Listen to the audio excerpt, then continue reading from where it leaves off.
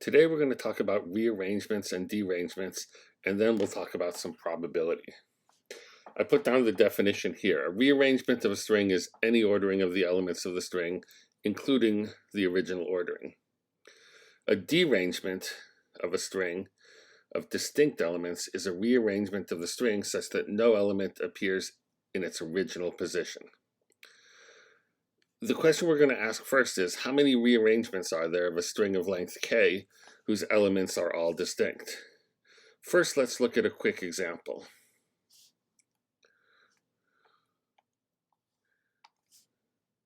Let's say we have the string ABC. That's a string of length 3 with 3 distinct elements. I'll write down all of the rearrangements. ABC itself is a rearrangement of the string, as is ACB, or we have BAC, or BCA, or CAB, and CBA. And I think you can probably convince yourself that these are all of them. There are a total of 6 rearrangements. Is there a way to generalize this and answer the question that we've asked here? How many rearrangements are there of a string of length k whose letters are all distinct? Well, let me show you how I can write a string of length k. The first letter we'll call A1, the second letter A2, the third letter A3, and it'll go on to A sub k. We have a string of length k, and each of the letters is distinct. How can we create a rearrangement? Well, the rearrangement has to be a string of length k, so I'll put spaces here, and I'll ask how many choices do we have at each position? So we can use the product rule. Well, for the first entry, I can use any letter, A1, A2, all the way up to A sub k. So there will be exactly k choices, or you can think of that as you can choose from an alphabet of size k. For position 2, I can use any one except the one I've already used, so there will be k minus 1 choices. For position 3, k minus 2. And when I get down to the very last one, I've used up k minus 1 of them, there's only one left, it has to go there. And then the product rule tells us the number of strings I can construct like this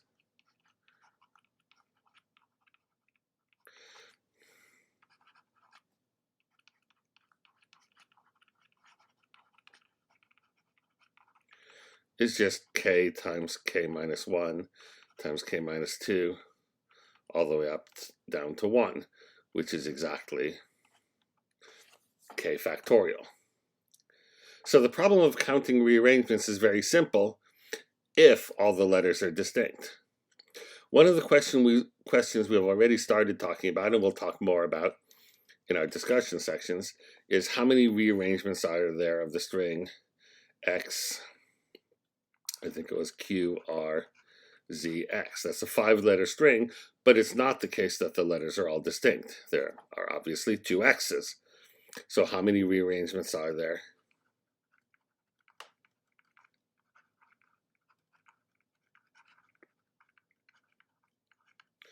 It's a tricky question. And we're going to talk more about that answer. I want you guys to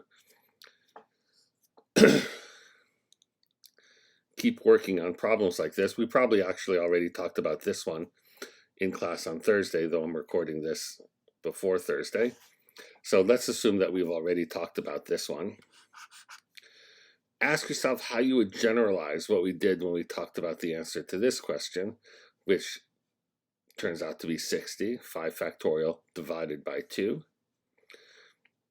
And ask how you generalize that to the question of how many rearrangements are there.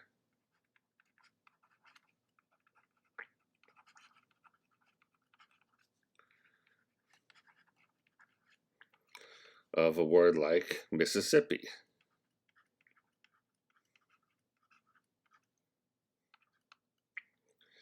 And once you can answer the question for the word Mississippi, you should be able to answer it for any word.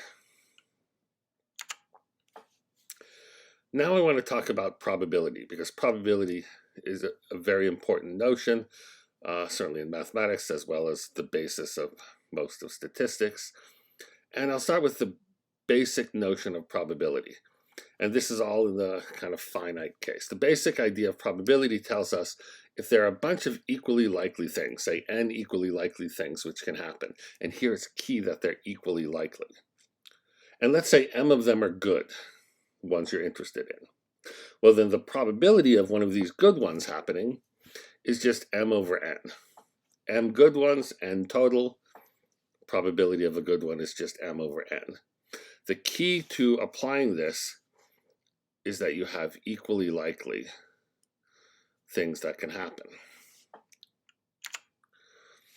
Here's a really important example to understand to show you why it's so important to phrase things the way I did. Let's say you flip two fair coins, and whenever I say fair coins, a fair coin is just a coin that's equally likely to land heads or tails. So you flip two fair coins simultaneously and you don't look at the results, but you're curious.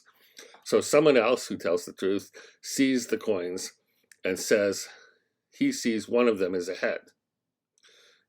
He doesn't tell you about the other one. What is the probability that the other one is also a heads? Well, you might think, well, it can only be a heads or a tails, two possibilities. One of them is good, heads, so the answer should be a half.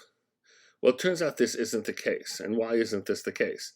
Well, there are only two other possibilities. It's only either a head or a tail. But they're not necessarily equally likely. Now, you might think they might be equally likely. Why aren't they equally likely? Well, the question is, why would they be equally likely?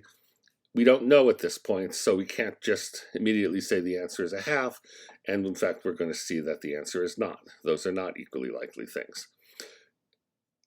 In order to compute the probability, we have to talk about a universe of possibilities that consists of equally likely results.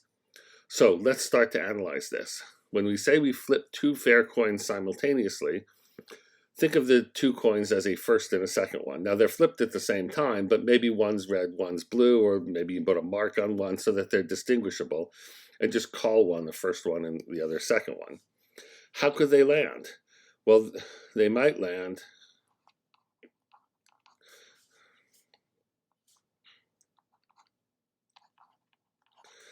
as heads, heads. They could be heads, tail. They could be tail, heads, and they could be tail, tail. Where remember, this is the, I'll call it coin 1, and this is coin 2. And remember, they're two, even though you're flipping them simultaneously, they are two real physical coins. You could just think of one coin as being coin 1 and the other as coin 2, even when you're flipping them simultaneously. Now, because they're fair coins, each coin is equally likely to land heads or tails anytime you flip it. So I claim that tells you that each of these four results are equally likely to happen.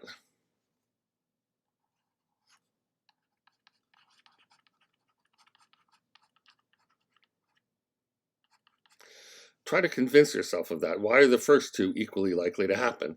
Well, they both have the first coin landing heads, and it's just the second coin landing heads once and tails once. Well, because the second coin is fair, it's equally likely that it's heads or tails. And you can see that any two are equally likely to happen. In fact, all four are equally likely to happen. Now,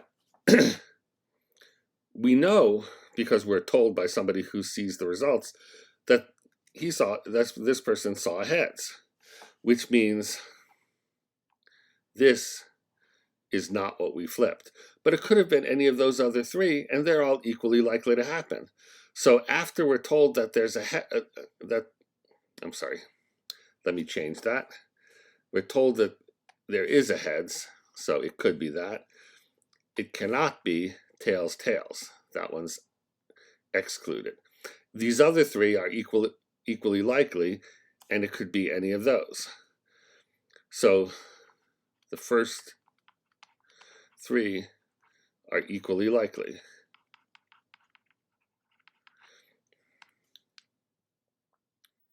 Because all of them were equally likely to begin with, and we were just told that it's not that last one.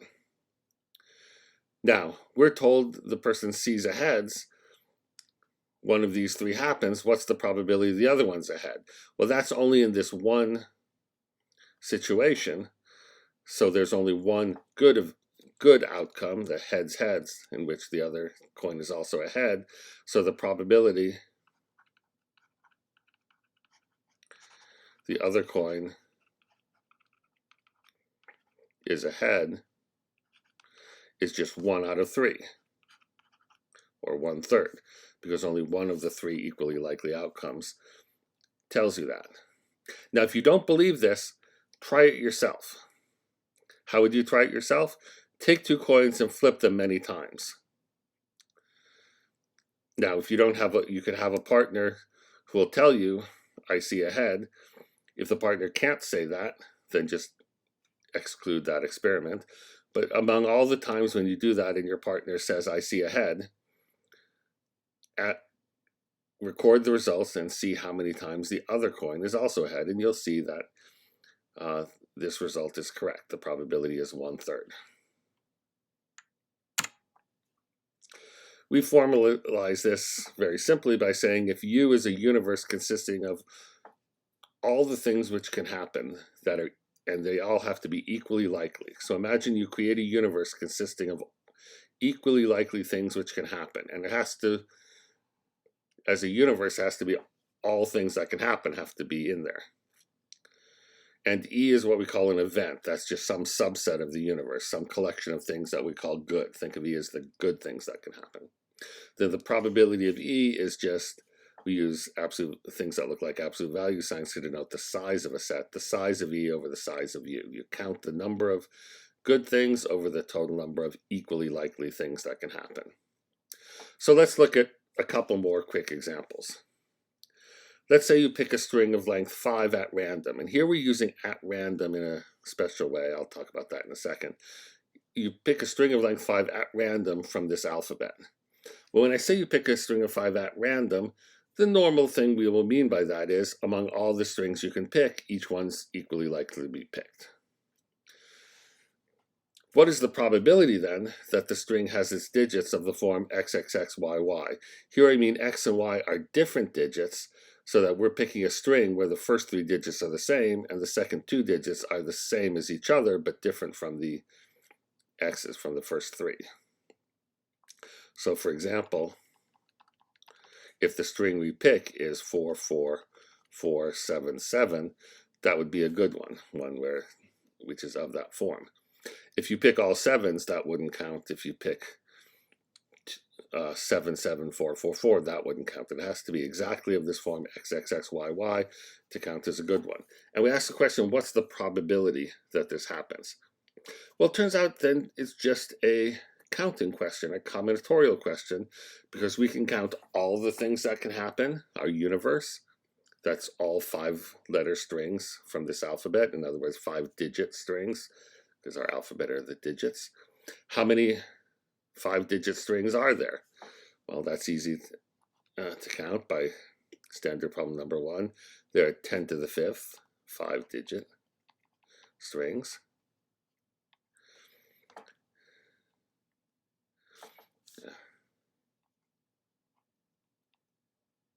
This is just too messy. I apologize. I'm just rushing through this.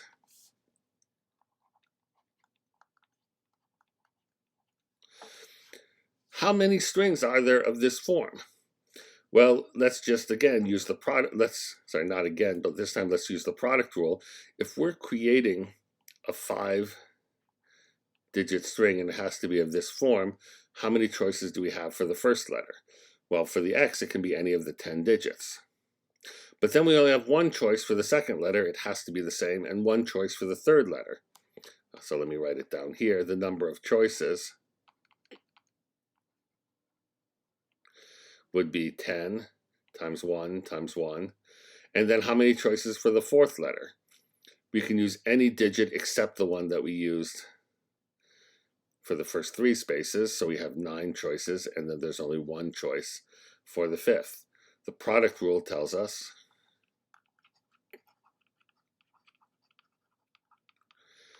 "90 such strings." So then what's the probability? that the string is of the form XXXY. That would just be 90 good strings over 10 to the 5th. That's 90 over 100,000, which is 9 over 10,000, which you can write as 0.0009. You don't have to write it this form. In fact, normally I'll say it's fine to leave it like that, but you can simplify it if you want. That's a very small probability. You pick a 5-digit string, it probably won't be of that form XXXYY, but it might, and the chance is 0.0009. One final example. What's the probability that a 5-letter word that uses letters from the set ABC contains at least one of each letter? That should be a question mark there. Well, what's the size of our universe? The total number of 5-letter strings, or 5-letter words here. This is from an alphabet with only 3 letters, will just be 3 to the 5th. Again, this is from standard problem 1. That's 243. How many of those contain at least one of each letter? Well, here we're going to use a trick that we've seen in some of the problems to make sure we use at least one of each letter. Let's instead count the bad ones. How many don't use at least one of each letter? If they only use A and B, then that's just a 2-letter string, 5-letter strings from a 2-letter alphabet. They're 2 to the 5th that only use A and B. If they only use A and C, they're 2 to the 5th of those. That's 32. If they only use B and C, they're 2 to the 5th of those. There's a little problem with that. When you add these together, you get 96 strings.